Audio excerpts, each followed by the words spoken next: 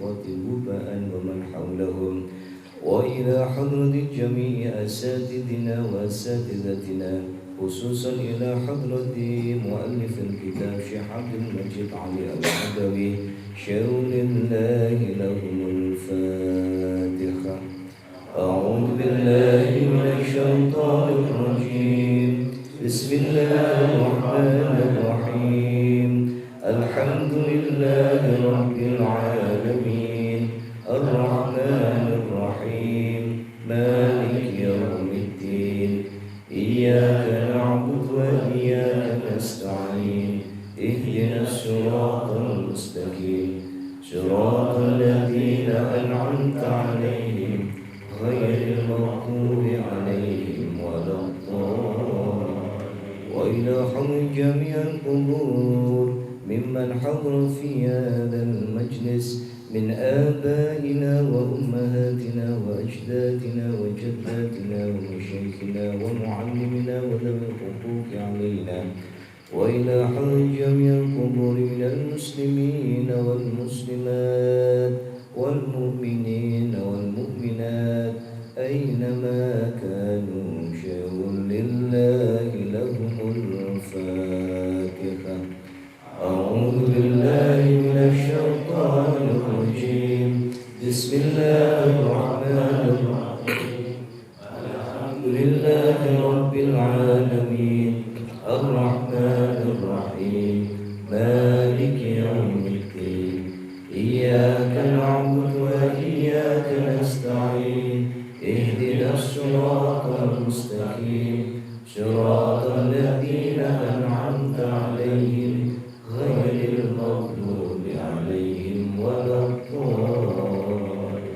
بحصول مقاصدنا من مقاصد الدين والدنيا والآخرة، ولبركة مجلس زاوية الأزهر، على هذه النية وعلى كل نية صالحة الفاتحة. أعوذ بالله من الشيطان الرجيم. بسم الله الرحمن الرحيم. الحمد لله رب العالمين الرحمن الرحيم مالك يوم الدين إياك نعبد وإياك نستعين اهدنا الصراط المستقيم صراط الذين أنعمت عليهم غير المغضوب عليهم ولا الضالين. Assalamualaikum warahmatullahi wabarakatuh. Bismillahirrahmanirrahim. Alhamdulillahi rabbil alamin. Allahumma salli wa sallim wa barik ala sayyidina Muhammad wa ala alihi wa ashabihi ajma'in, amma ba'd. Hadratal muhtaramin, segenap keluarga besar Majelis Zawiyatul Azhar yang dimuliakan Allah Subhanahu wa taala, sahabat-sahabat saya, segenap pengurus yayasan Nun Madani yang hadir, segenap pengurus takmir Masjid Nun Madani, dan semua hadirin hadirat yang hadir pada kesempatan malam hari ini. Tanpa mengurangi rasa hormat saya, tidak bisa saya sebutkan satu persatu. Alhamdulillah, dengan izin Allah Subhanahu wa ta'ala, kita dapat memperbaharui rasa syukur kita kepada Allah Subhanahu wa ta'ala. Nikmat sehat dapat kita manfaatkan untuk bersama-sama menambah kualitas kebaikan kita dengan mensyiarkan Majelis Zawiyatul Azhar pada kesempatan malam hari ini. Tadi maghrib Mas Andri sudah ngitung pekan keberapa? Sekarang 21. Pekan yang ke-21 tidak terasa. Berarti sudah 21 kali pertemuan kita bersama-sama hadir kita bersama-sama syiar, dan semoga ini semua kelak di akhirat menjadi saksi di hadapan Allah Subhanahu wa ta'ala bahwa ada satu minimal yang bisa kita laporkan di hadapan Allah, bahwa kita menyempatkan untuk mensyiarkan majelis ilmunya Allah Subhanahu wa ta'ala. Saya yakin istiqomah kita untuk hadir dalam majelis-majelis ilmu ini cepat atau lambat, dirasakan atau tidak, pasti membawa keberkahan di dalam hidup kita. Kita memohon kepada Allah Subhanahu wa ta'ala niat ikhlas, niat baik Bapak Ibu, apalagi sampai kemudian kita sudah bisa bersama-sama istiqomah di pekan yang ke-21 ini. Semoga apa yang menjadi hajat kita, apa yang menjadi cita-cita kita, apa yang menjadi angan-angan kita, semoga senantiasa mendapatkan ridho dari Allah Subhanahu wa ta'ala. Yang sedang punya masalah, semoga enggal-enggal cepat-cepat mendapatkan solusi dari Allah Subhanahu wa ta'ala. Yang sedang kurang sehat, semoga disehatkan kembali. Dan sebelum saya lanjutkan, hadiah surah Fatihah untuk Bapak dari sahabat kita Mas Bintang. Tadi Pak, siapa Pak namanya? Pak Siswono. Pak siapa tadi yang saya share di grup muslim tadi? Pak Wasis bin Wibowo.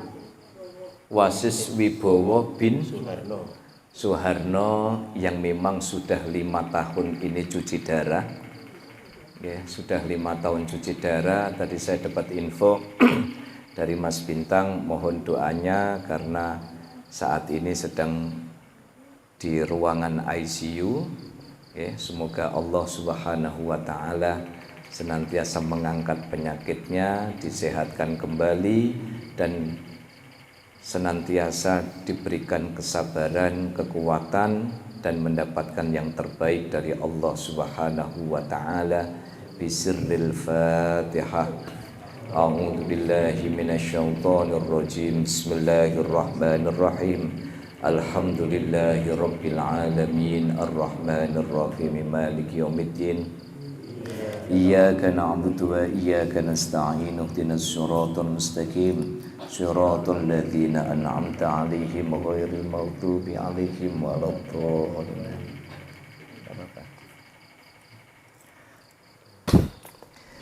Mari Bapak Ibu sekalian kita lanjutkan kajian kitab At-Tuhfatul Mardiyah. Niki sekalipun yang ngaji gado-gado tuwa campur setengah tuwa campur enom. Okay. Ini semua menjadi sangu bagi kita karena kitab At-Tuhfatul Mardiyah ini kitab yang syarat dengan pesan, syarat dengan hikmah, sehingga kehidupan kita bisa tertata dengan pengetahuan-pengetahuan kita, dengan nasihat-nasihat yang diberikan Allah Subhanahu wa ta'ala di dalam kitab ini.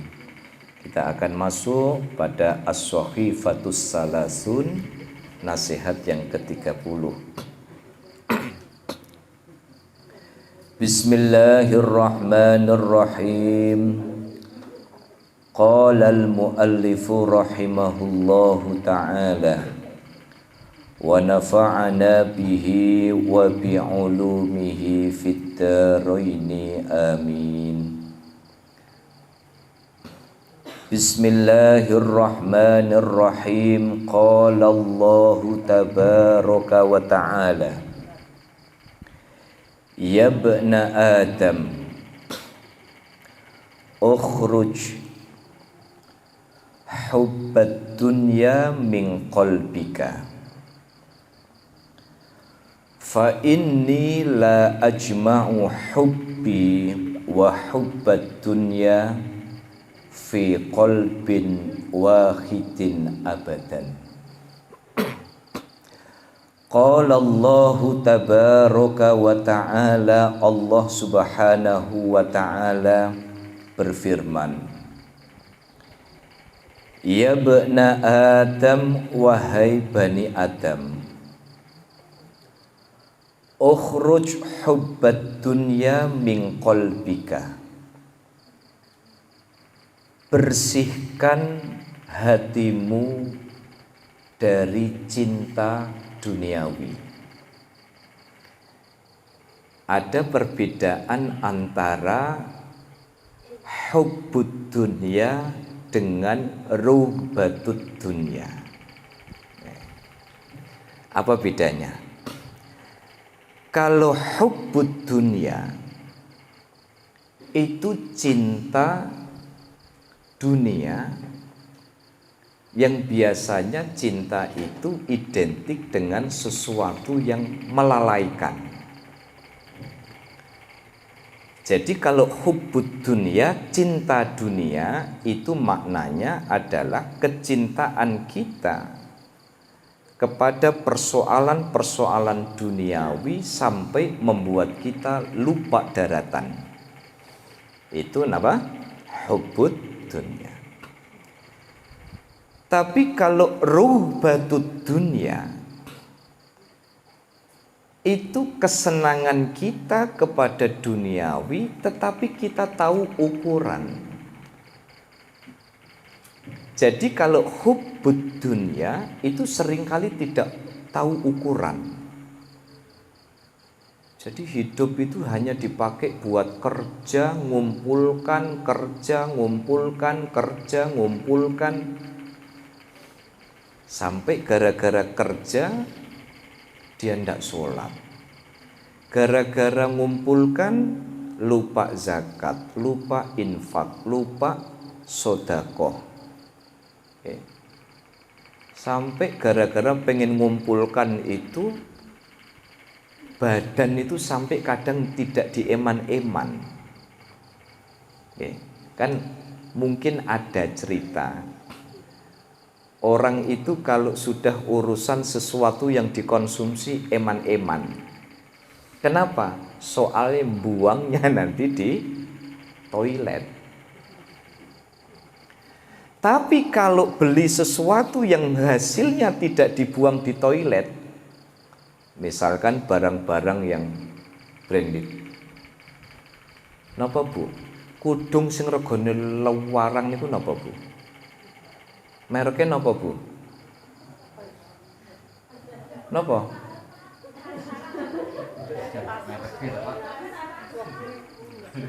Oh, yang 20.000. Oh, ya berarti jenengan tidak hubbud dunya nih. Apa Edward ini yang tahu merek-merek barat ini? Ya. Oh, jadi 100.000 dapat 5. Berarti 20.000 benar. Lah itu ketarik sithik suwek ta mboten, Bu? Bu, jadi kalau 1.000 dapat 5, 20 ribuan, misalkan bosen buat taplak ndak eman-eman ya, Bu. Coba jenengan beli kalau kerudungnya artis, masa kudung selembar kok harganya 5,5 juta meh nggo taplak eman-eman. Oh, monggo, ini tamu dari Pekanbaru. Ayo Ridwan, langsung posisikan diri Ridwan. Di situ nanti lihat mak-mak nanti. Ini. Oh iya, dagangan ini. Saya punya Joko banyak ini. Ya, sudah lama sekali tidak ketemu ya, karena hijrah ke Pekanbaru ini.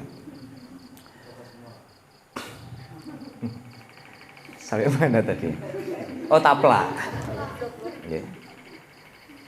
Jadi bedakan, kalau hubbud dunya itu dia cinta tapi sampai lupa daratan. Ada orang itu kalau urusan konsumsi sampai eman-eman.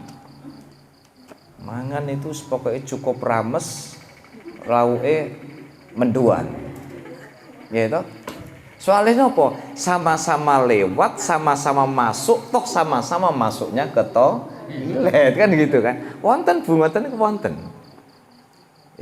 Tapi kalau suruh beli misalnya sepatu yang memang itu brand internasional, Nike misalnya, ada yang Nike tapi kalau beli di pasar sana ada yang Naiko, gitu.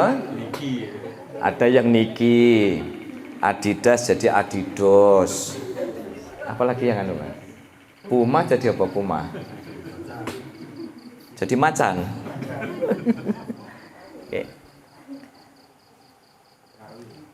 Maka pesan dari apa yang disampaikan oleh Allah kepada Nabiullah Musa ini, bersihkan, keluarkan hubbud dunia, cinta yang keterlaluan terhadap duniawi dari hatimu. Bukan kita tidak boleh mencintai dunia, bukan. Tetapi cinta yang sampai melalaikan. Kan orang biasanya kalau cinta itu kan bisa sampai lalai.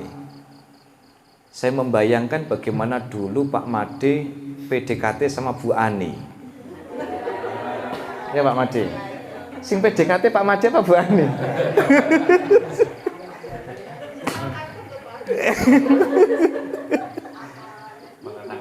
Jadi kalau sudah jalan gandengan, ya, di Tunjungan Plaza, Pak Made itu mendadak tidak lihat ada SPG cantik. Apa tetap ngelirik Pak? Ya, itu cinta duniawi menggunakan kata hubbun. Maka kalau menggunakan kata hubbun, itu berarti cinta yang keterlaluan, cinta yang kemudian membuat dia lalai. Bahwa orientasi dia sesungguhnya bukan hanya mengumpulkan. Tetapi kalau menggunakan kata ruhbatud dunya, itu kita senang, ya sekadarnya senang, tapi kita tahu mana kewajiban. Nyari duit harus. Tapi setelah kita dapat duit tahu. Okay? Bahasa yang biasa saya istilahkan, ini yang disebut dengan politik terima kasih. Habis terima gaji, kasihkan zakatnya, kasihkan infaknya, kasihkan sodakohnya. Terima amanah berupa jabatan, kasihkan dalam bentuk apa? Manfaatkan jabatan untuk membantu yang membutuhkan. Manfaatkan jabatan itu dengan cara yang menegakkan kebenaran, tidak justru kemudian aji mumpung. Okay? Karena kalau jabatan itu aji mumpung, wong tidak lama, gitu. Kalaupun jabat sekarang diambil sumpahnya, tidak lama. Ya, makanya kalau orang Jawa bilang orang jabat itu tidak usah kemaki. Kenapa? Pada saatnya akan habis sendiri masanya. Maka, buka Pak. Maka pesan dari Allah, ukhruj hubbad dunya min qalbika, keluarkan, bersihkan cinta yang keterlaluan terhadap duniawi. Fa inni, karena sesungguhnya aku, kata Allah, la ajma'u hubbi wa hubbad dunya fi qalbin wahidin abadan. Karena aku tak pernah bisa mengumpulkan cinta orang, cinta hamba kepada Allah dan cinta hamba kepada dunia itu dalam satu hati. Mesti ada yang kalah. Okay? Makanya jenengan kerja yuk, jam 7 kita kerja, jam 4 kita pulang. Ada saatnya kita kerja, tapi ada saatnya ketika ada kumandang azan, yuk azan, yuk kita sholat. Allahu Akbar, Allahu Akbar. Ngoten niku yuk kita diingatkan bahwa sak kerja-kerjone kita, sak sibuk-sibuknya kita, tapi kita tetap punya kewajiban menghadap kepada Zat yang membagi rizki buat kita. Ya ngapain? Wong kerja ngumpulin duit sampai melupakan zat yang bagi duit. Betul gak? Hanya gara-gara sidak, hanya gara-gara jabat, hanya gara-gara dinas. Apalagi cuman terimanya cuman rapat. Masa hanya gara-gara rapat kita lanjutkan, sholat kita jamak qashar. Usolli fardhu duhri wal asri wal maghribi wal isya'i was subhi wad duha. Coba bayangkan, duhur, asar, maghrib, isya, subuh, sak duhane. Nggak tahu itu aliran apa. Jangan sampai kemudian.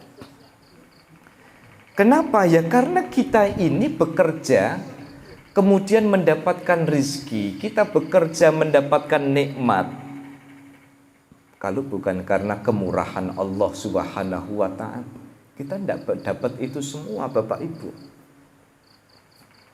Tidak perlu kita terlalu bangga kita punya titel, kita punya IP, IPK. Kita merasa bangga karena alumni dari perguruan tinggi kaliber internasional misalnya. Tidak penting itu di hadapan Allah kalau ternyata apa?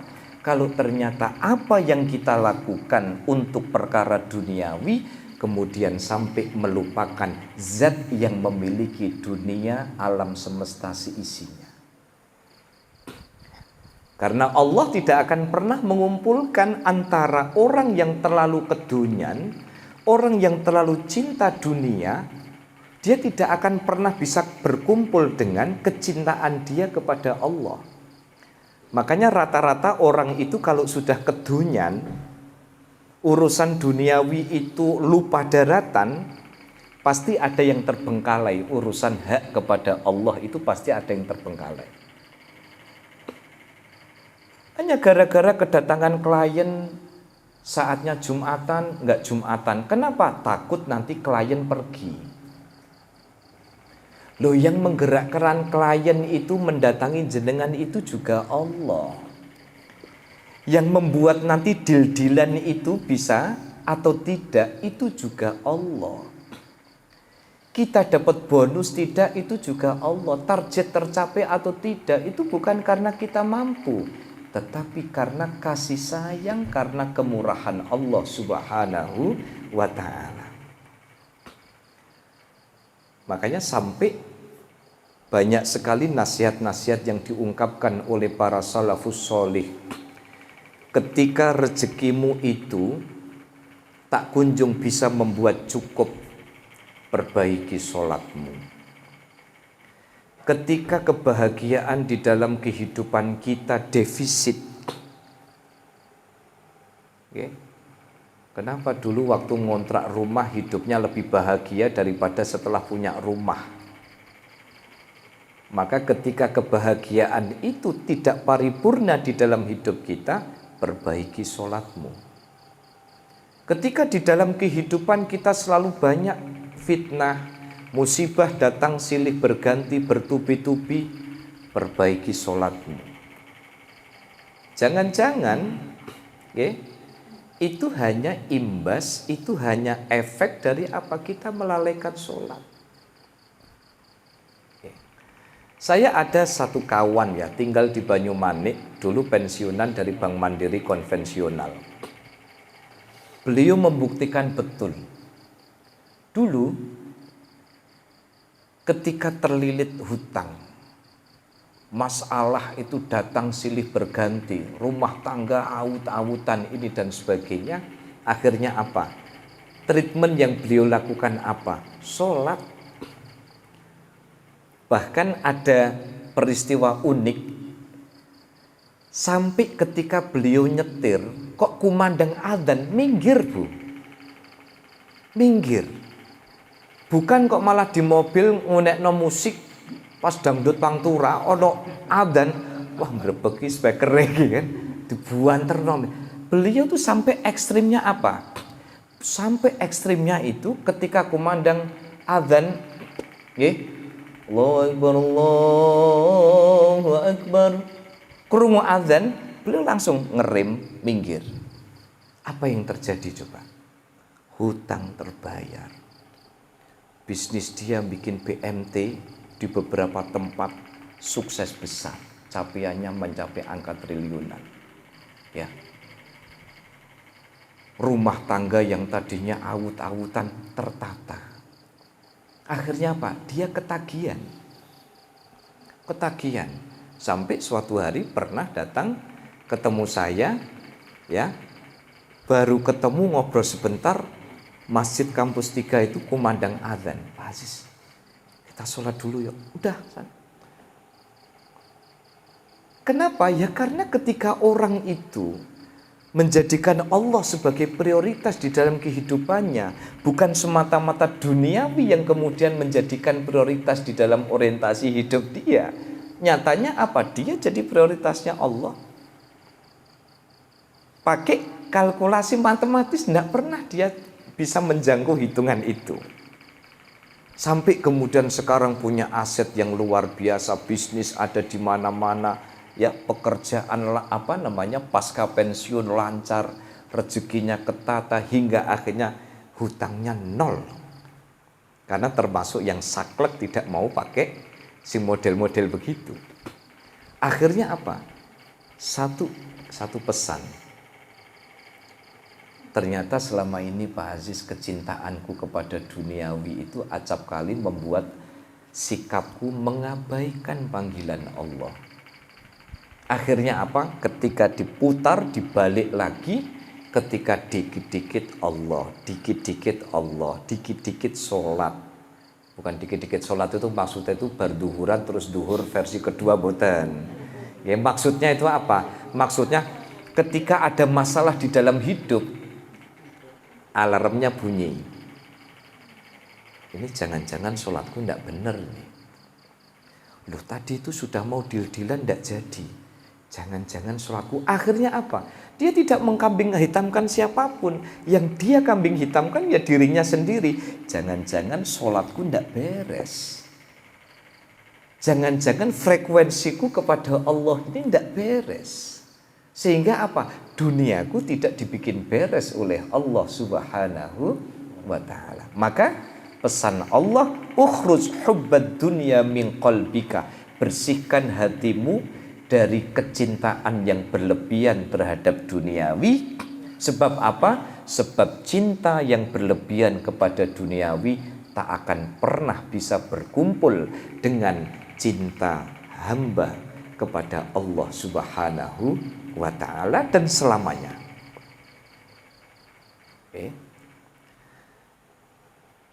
Makanya pernah saya sampaikan, Bapak Ibu, begini jangan dimaknai kita kemudian hidup apa adanya. Bukan. Jadilah orang kaya, monggo. Mau punya tabungan banyak, silahkan. Punya profesi macam-macam, silahkan. Tapi yang paling penting itu adalah kita sadar diri, kita tahu diri bahwa ini semua harus kita jadikan sebagai jalan untuk menuju investasi akhirat kita. Punya mobil mewah, monggo. Tapi jadikan mobil mewah ini menjadi sarana yang membuat Allah ridho terhadap kehidupan kita. Punya mobil mewah dipakai buat majelis taklim. Punya mobil mewah buat bantu tetangga yang pada saat itu meh babaran. Pak, aku babaran Pak, iki wis bukaan 10 lah bojone sampe nang ndi. Wis rak Pak sementara mbek sampean bae. Ya. Jadi punya mobil mewah monggo, tapi jadikan mobil mewah itu mendekatkan diri kita kepada Allah. Punya rumah besar, kenapa tidak? Gimana kalau punya rumah besar lalu kemudian rumah itu jadikan sebagai halakoh zikir? Lapor sama Mas Andri, lapor sama Pak Made. Pak, saya ini mau jadi tuan rumah Majelis Asmaul Husna. Makanya saya itu senang ada ini Mas Andri. Warganya Pak Made ya. Bilang, Pak, pokoknya kalau ndak ada yang jadi tuan rumah Asmaul Husna, saya siap. Ngoten ya. Makanya sebenarnya kalau cari tuan rumah Asmaul Husna itu sebenarnya tidak sulit, di sini itu tidak sulit. Okay. Bahkan ada beberapa yang punya kesan, okay. Ya rezekine ketoto, suasana hidupnya menjadi ayem, ya itu persoalan hidupnya pelan-pelan terselesaikan. Tidak masalah punya rumah mewah, punya mobil mewah, punya jabatan tinggi menjadi presiden. Siapa yang sangka salah satu keluarga besar Zawiyatul Azhar, Pak Hendri Susanto, Presiden RI. Engkau nek Pak Hendri jadi presiden, Pak, jadikan ngaji Tuhfatul Mardiyah ini rutinan kabinet jenengan. Oh, kan? Biaya APBN. Program nasional. Setiap provinsi harus ngaji ini, kan? Iya, menteri transportasinya Pak Pur, jangan lupa ya. Saya booking ya. Ya. Jadi jangan sampai kemudian kita berpikir, oh berarti kita tidak boleh dalam urusan duniawi. Kejar itu duniawi. Kalau kita bicara tasawuf sekarang, bukan menjauhkan diri kita dari dunia. Rebut itu dunia, raih itu dunia. Setelah meraih dunia itu, hadapkan dunia itu ke arah kiblat. Gimana caranya mobil Mercy yang dia punya dijadikan sebagai, oh semakin rajin majelis taklim. Padahal rumahnya dekat sama zawiyah. Loh Pak, kok gaya menomai cedak gue masih. Ya, biar ini mendekatkan diri sama Allah. Ya, ya kan. Bariki terus tiba-tiba Pak Pur sudah tidak mau pakai NMAX ke sini. Terjangnya bawa ke sini. Punya jabatan tinggi, jadi menteri, jadi anggota dewan, jadi presiden. Justru jadilah sosok ya sufi ketika dunia itu di dalam genggaman kita. Oke? Nah itu. Saya lanjutkan ya. Jadi intinya apa? Intinya adalah bukan kita dilarang untuk meraih duniawi, bukan. Tetapi ini persoalan seni di dalam kehidupan. Monggo mau mencari apapun yang panjenengan inginkan. Yang penting adalah bagaimana duniawi, bagaimana materi, bagaimana jabatan, bagaimana fasilitas yang kita miliki justru tidak menjadi fitnah bagi kita, tetapi justru menjadi rahmat di dalam hidup kita. Golek tiang ngoten itu, cari yang begitu Pak, Bu. Hari ini tidak sulit. Saya punya contoh banyak sekali. Bagaimana orang-orang kaya yang sudah nothing tulus di dalam hidupnya. Oke. Saya itu ada kajian setiap hari Ahad selang-seling. Ahad ini di Jatisari, Ahad ini di Banyumanik, itu selang-seling. Di Banyumanik itu banyak pejabat, banyak orang-orang kaya, tapi sudah urusan jamaah subuh Pak. Tahun baru kan Mas Antri subuhan di sini penuh joglo. Oke. Di sini berapa orang? Di sana full tahun baru itu. Oke. Saya tadi pagi izin ya Bu, saya tadi cerita sama Pak Madi. Kocomoto saya ketelisut. Oke, ketemu di bawah ranjang. Oke. Oke. Jadi ketemu golek kocomoto padahal itu jam 4, masak dari jam 4:10 sampai wah ini kita wis ketinggal bis aku iki gitu. Padahal ketemu jam 4:25 ternyata kata Pak Madi baru mulai ya Pak. Saya kira itu sudah selesai ngaji malah. Banyak hari ini orang-orang yang berkemampuan secara ekonomi hidupnya begini Pak, Bu. Ya.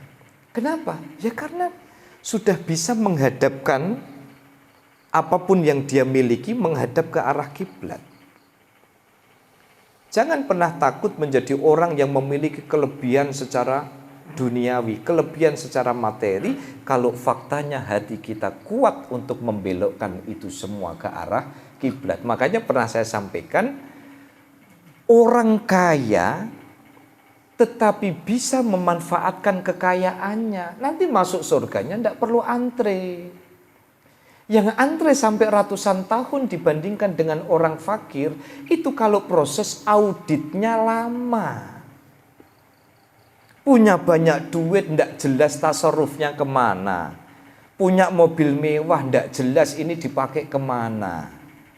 Gitu? Punya tanah banyak, tapi tidak jelas tanah itu ada di mana, dipakai buat apa. Tapi kalau orang-orang kaya yang berhasil menjinakkan dunia, menghadapkan ke arah kiblat, clear.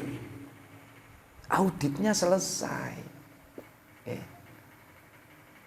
Ya kalau disimulasikan kan Allah, misalkan Mbak Made, ya, saya cuma tidak tahu nanti ketika masuk surga gandengan sama Bu Ani apa enggak, saya tidak tahu. Karena nanti Pak Made sudah gandengan sama bidadari ya. Ya. Tapi Bu Ani juga gandengan sama bidadara. Panas-panasan di surga kan. Akhirnya apa? Pak Made tanya, ya.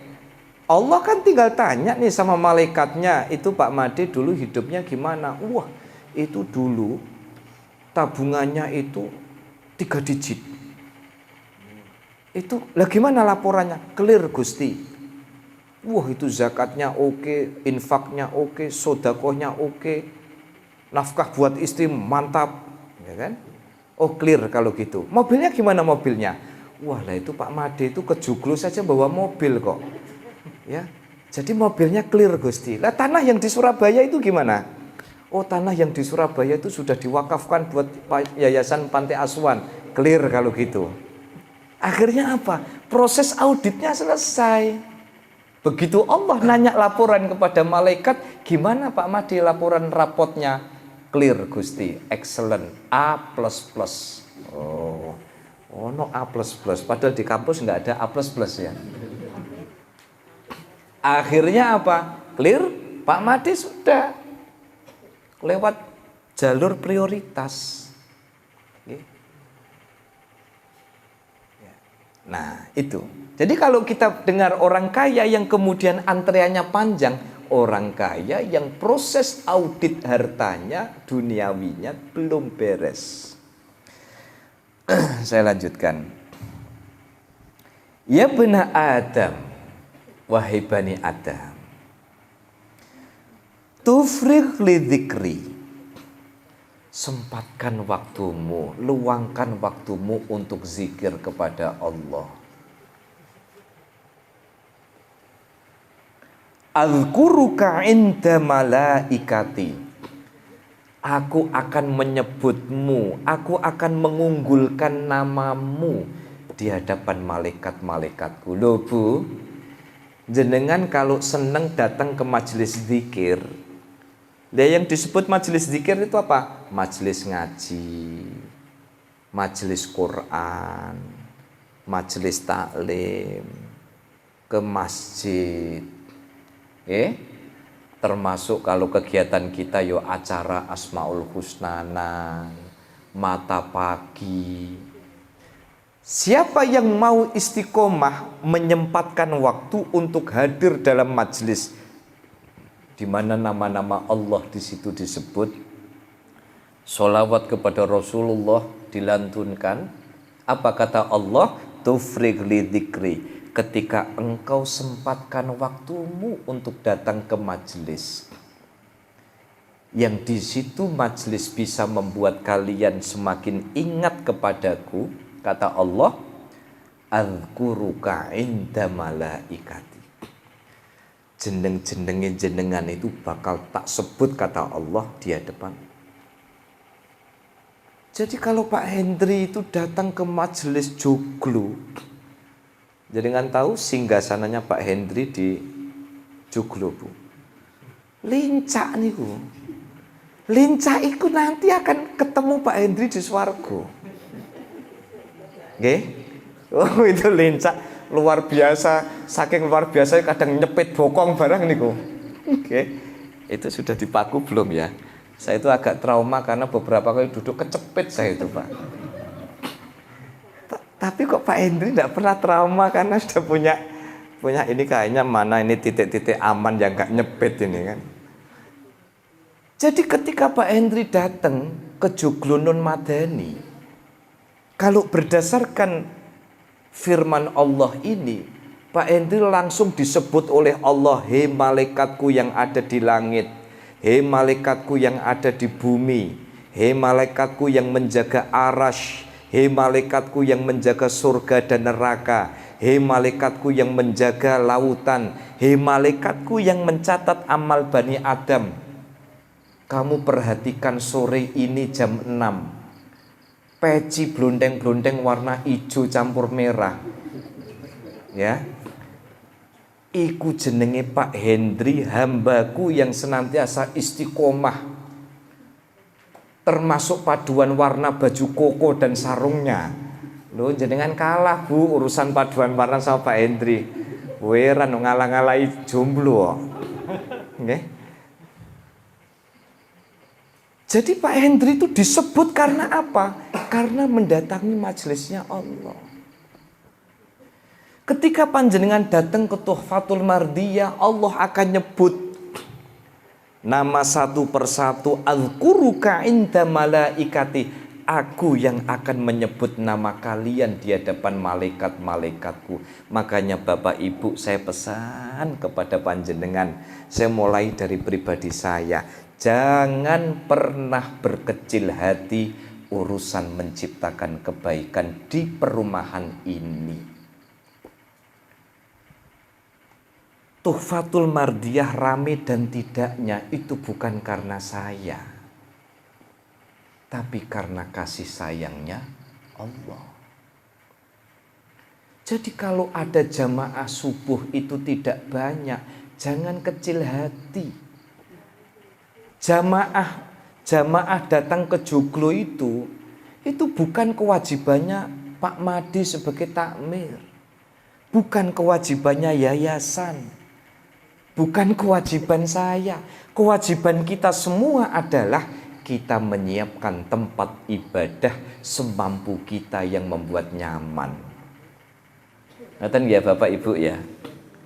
Jangan pernah kecil hati, yang membuat masjid ramai itu bukan takmirnya, bukan yayasannya, bukan imamnya, bukan ustadznya.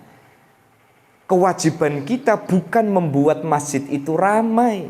Tugas kita adalah mengistiqomahkan tempat itu, mengistiqomahkan ini sebagai tempat untuk sholat, mengistiqomahkan ini sebagai tempat untuk majelis tadarus dan majelis tafsir.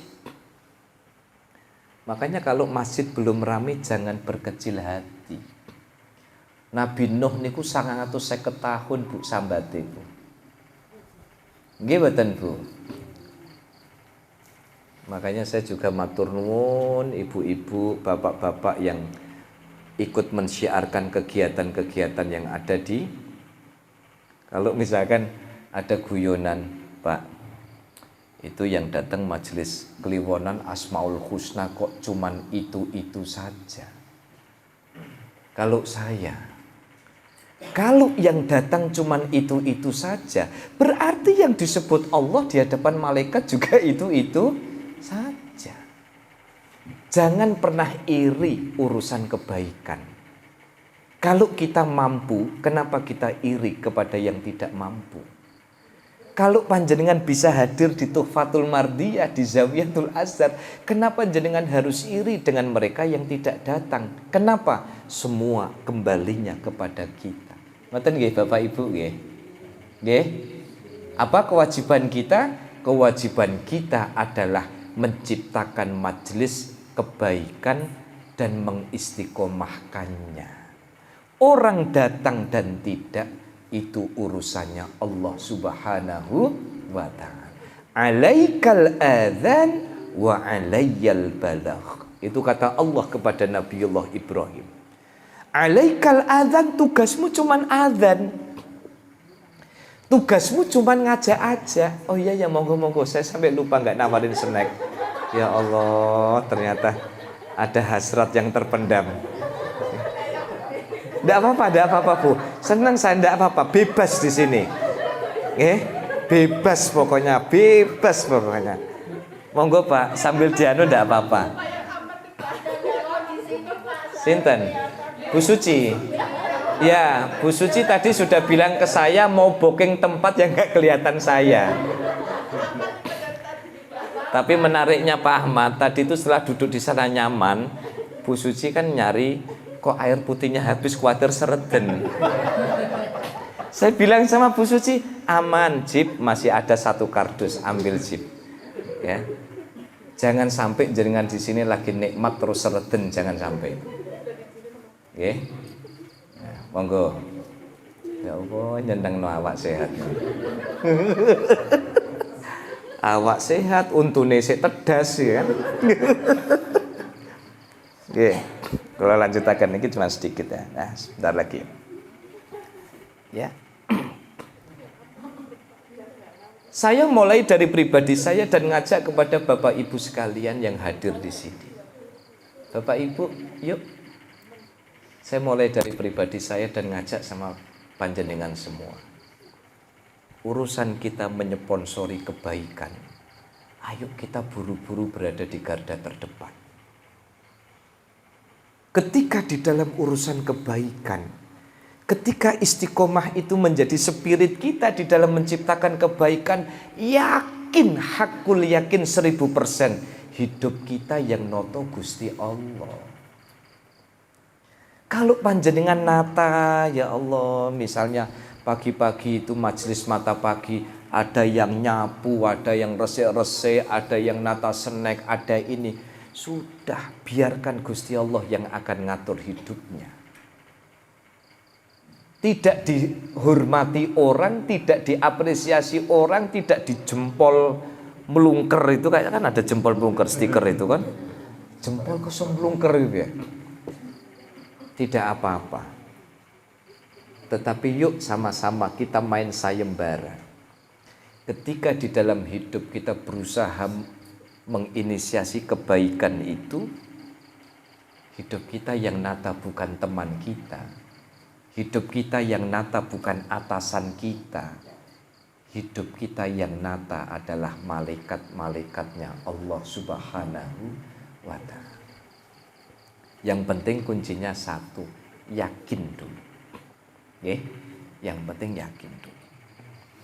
Makanya tufrigh li dzikri, ketika engkau meluangkan, engkau menyempatkan zikir kepadaku, azkuruka inda malaikati, sampean tak umbul-umbulkan. Nama-nama sampean itu akan diunjukkan oleh Allah di hadapan para malaikatnya. Ya Bani Adam, ila mata takulu. Wahai Bani Adam, sampai kapan engkau akan berujar? Sampai kapan engkau akan woro-woro? Sampai kapan engkau akan bercuap-cuap? Allah, Allah, wa fi qulubikum wa syuhlikum wa himmatikum ghairullah. Engkau itu bilang Allah. Wah, ayat disebut, hadis disebut, kitab disebut. Wa fi qulubikum, tetapi di dalam hatimu. Wa syughlikum, di dalam kesibukanmu. Wa himmatikum, di dalam orientasi hidupmu. Ternyata yang ada cuman ghairullah, selain Allah. Makanya saya kalau lihat begini ini takut Bapak Ibu. Jangan dikira sebenarnya beban psikis saya itu lebih berat daripada beban psikis panjenengan. Nopo bebannya? Saya pegang mic.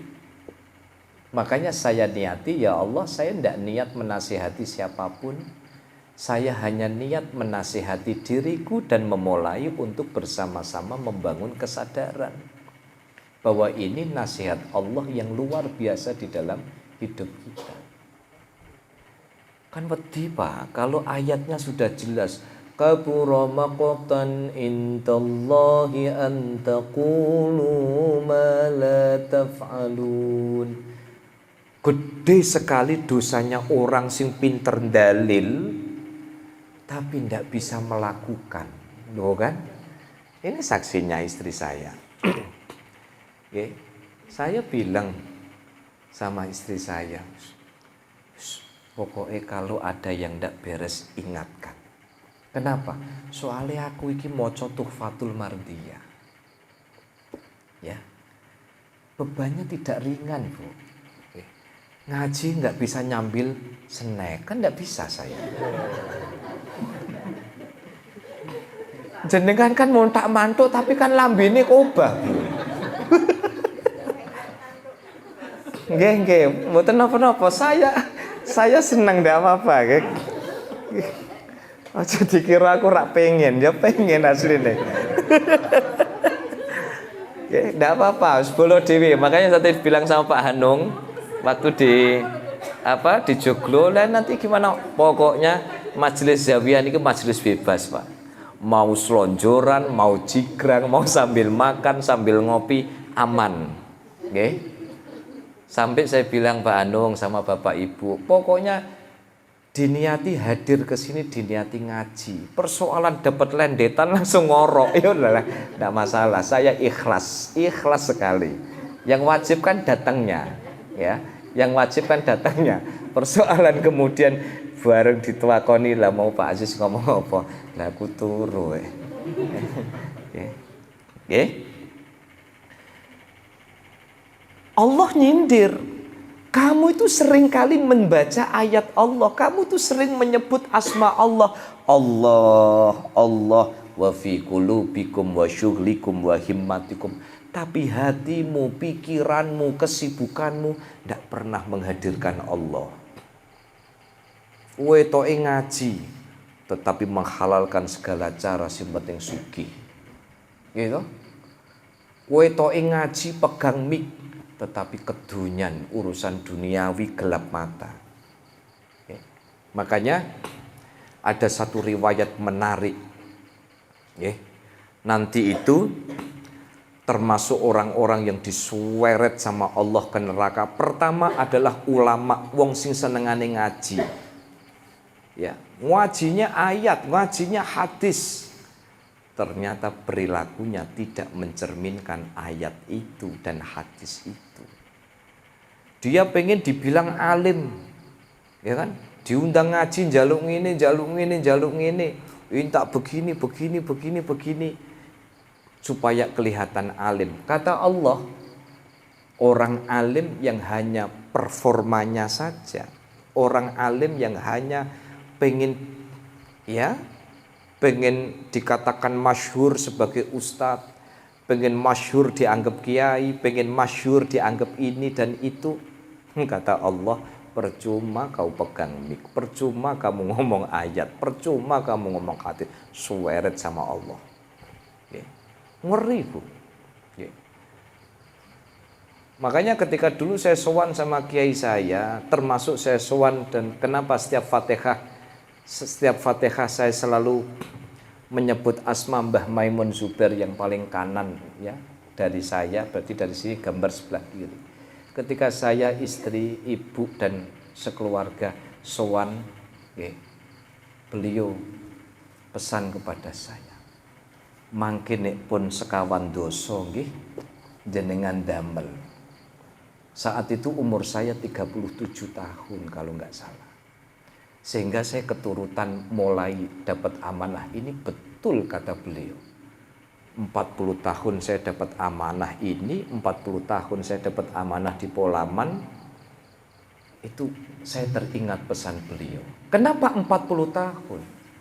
Karena 40 tahun itu dianggap sebagai usia yang dianggap sudah relatif. Kalau dikatakan matang sih tidak matang, tapi sudah relatif lebih tenang menata orientasi. Ibu-ibu itu yang kena tampias, jadi kan masuk di dalam aman. boleh piringnya sambil diangkat, tidak apa-apa. Tidak usah khawatir, wah di dalam tidak ada piring, tidak apa-apa. Daripada kena tampias, ya. Oh, sebentar lagi kok, ini tinggal 5 menit kok. Ya. Insya Allah pas, saya sesuaikan dengan janji saya 9:30 selesai. Ya. Tolong ya Bapak Ibu ya, saya didoakan, kita semua doakan semoga kita sama-sama bisa amanah. Ya. Amanah dengan ilmu yang kita pelajari, amanah dengan ilmu yang saya sampaikan. Ya. Karena kalau sampai kita, makanya saya bukan apa-apa. Saya itu kadang ya rasan-rasan sendiri sama istri saya. Saya itu kadang ya dengan amanah begini itu tidak ringan. Wis didongakno kuat. Jadi ini aku rodok menggak-menggok biar ada yang meluruskan. Biar kalau saya rating kanan kok belok kiwa, supaya ada yang mengingatkan. Wa qad khiftum ghairallah. Lah nyatane kamu takut sama selain Allah. Guayane wae wedi dosa. Gayane wae dalil ayat, gayane wae dalil hadis. Tapi ternyata kamu terlalu takut, lebih takut kepada selain Allah daripada takut kepada Allah. Kita bisa maksiat hanya gara-gara atasan. Atasan itu siapa? Saya punya kisah inspiratif loh. Ada salah satu jamaah datang ke rumah sekitar 2 tahun yang lalu. Atasannya itu kereng. Tapi memang bayaran dan bonus dia itu fantastis sekali. Akhirnya dia lama-lama tidak cocok karena apa? Ya Allah Ustaz, ini kira-kira uang saya halal apa tidak? Akhirnya apa? Saya tanya, lah kok jenengan takut itu apa yang jenengan takutkan? Saya takut nanti saya Pak, dipecat saya Pak, di PHK. Ya kan? Saya terus bilang begini, sampean takut di PHK, tapi sampean tidak pernah takut bahwa yang sampean lakukan itu maksiat. Jelas saya tidak bisa cerita, tapi itu barang haram. Tapi saking tunduk dan patuhnya kepada pimpinan, saya waktu itu kok nyelomong sambil ngopi, saya bilang, pimpinan sampean itu sopo? Wong urusan maksiat kok sampean turuti. Saya kasih saran gratis, jenengan pakai monggo, ndak dipakai ndak apa-apa, wong namanya saran gratis. Terus pripun saya ini, resign. Sekalipun jenengan dodolan sego kucing, sekalipun jenengan dodolan online shop cilik-cilikan jepitan rambut itu, tapi kalau itu halal, yakin kebahagiaan panjenengan. Saya tanya, 5 tahun jenengan menjalani itu bahagia enggak? Boten. Gaji dan bayaran saya itu tinggi Pak Ustadz, tapi enggak punya tabungan saya itu. Istri saya itu juga uring-uringan. Anak saya tidak ada yang pinter sama saya. Saya bilang, itu baru yang ditunjukkan Allah di dunia kan? Akhirnya apa? Akhirnya saya bilang, pulang dari sini jenengan pikirkan saran saya. Nek atine jenengan kuat, resign. Mulai duit 1.000, 2.000, tapi atine sampean ayem. Sampean dimuliakan oleh Allah. Sampean akan dicukupi rezekinya. Dan nyatanya sekarang dia cuma bilang matur nuwun kenapa ndak dari dulu-dulu. Ternyata di saat digit yang ada di rekeningnya tidak lebih tinggi daripada sekarang, daripada dulu, jauh kemana-mana hidupnya bahagia, quality time sama keluarga, rezeki itu ada aja. Ya Allah Ustaz, dulu tuh saya punya segalanya. Ya. Saya masih ingat datang ke rumah itu nggawa itu loh Mas, Mercian itu loh. Apa Pak? Si model sport itu loh Pak. Sing iso bukaan itu loh. Apa Pak jenenge ngene itu? Sing otomotif aku tak patek mudeng ngene. Ya. Akhirnya satu saat ya saya tidak usah sebut merek yang kedua ini.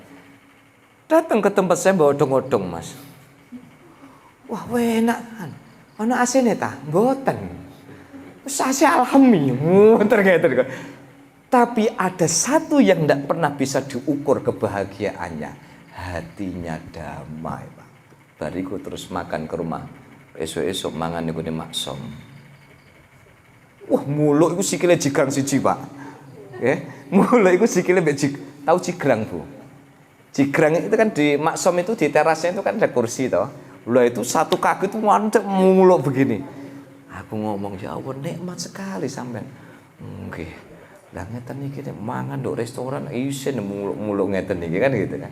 Saya bilang itulah hakikat kebahagiaan. Ndok ngomane ku ngopi, selonjoran, gulung-gulung macam-macam ya. Sampai akhirnya dia merasakan apa?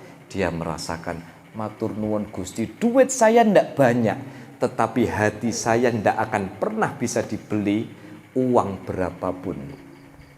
Nah itu kenikmatannya. Fastaghfirullah ya ghairu musirrina ya. Jadi engkau itu istighfar tapi ndak konsisten. Istighfar tapi bolak-balik kamu itu ya, bolak-balik kamu itu ngulangi kemaksiatan. Jadi istighfar cuman lamis-lamis abang-abang lambe. Ya. Fa innal istighfar fastaghfirullah ghairu musirrina. Maaf ya. Fastaghfirullah, istighfarlah kepada Allah. Ghairu musirrina, enggak usah nunggu-nunggu. Bagaimana kemudian istighfar pendak maksiat, istighfar itu pendak khilaf. Fa innal istighfar, karena sesungguhnya istighfar ma'al isror taubatal kadzabina. Karena orang yang istighfar hanya nunggu ketika dia khilaf, itu sama saja tobatnya seorang pendusta. Jadi istighfar niku ya saakeh-akehe mboten usah nunggu dosa. Jadi nek delok koncone istighfar, astagfirullahaladzim. Sik sampean berkhilaf ta? Lho delok koncone istighfar kok aneh. Nggih. Istighfar kok aneh, sareng-sareng yuk bareng-bareng. Astaghfirullahaladzim. Astaghfirullahaladzim. Astaghfirullahaladzim. Innallaha ghafurur rahim.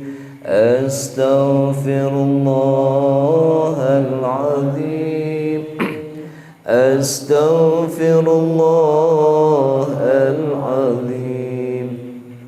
Astaghfirullahaladzim. Innallaha ghafurur rahim. Ini kalau dengar lagu ini ingat apa? Mabit ya. Ya Bu, ingat mabit Bu. Sebentar lagi mabit ya Bu. Ini sudah 3 bulan kurang kita Ramadan. Oke? Sudah mulai checklist menu. Oke? Jadi jangan nunggu istighfar itu ketika kita dalam kondisi. Jadi kalau jenengan perbanyak istighfar ya, masih ingat kajian awal-awal itu, kenapa istighfar itu menjadi pelicin dikabulkannya doa?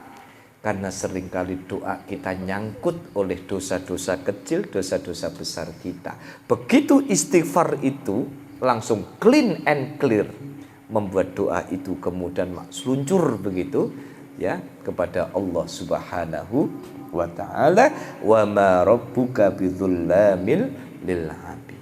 Dan tidaklah Tuhanmu itu zat yang membiarkan hamba-hambanya itu ya. Oleh karena itu mari Bapak Ibu yang dirahmati Allah Subhanahu wa ta'ala, nasihat-nasihat ini betul-betul kita resapi, kita hayati. Saya mulai dari pribadi saya dan mengajak kepada segenap yang hadir, betapa banyak hal yang disampaikan oleh Allah sebagai pengingat kita. Inilah manfaatnya kita ngaji-ngaji seperti ini, supaya apa? Supaya minimal seminggu sekali itu kita mengingat nasihat-nasihat luhur yang disampaikan oleh Allah. Karena di dalam hidup kita harus memiliki orientasi bahwa hidup dan kehidupan kita harus betul-betul tetap berada di jalan yang diridhai oleh Allah Subhanahu wa taala. Amin. Allahumma amin. Bismillahirrahmanirrahim.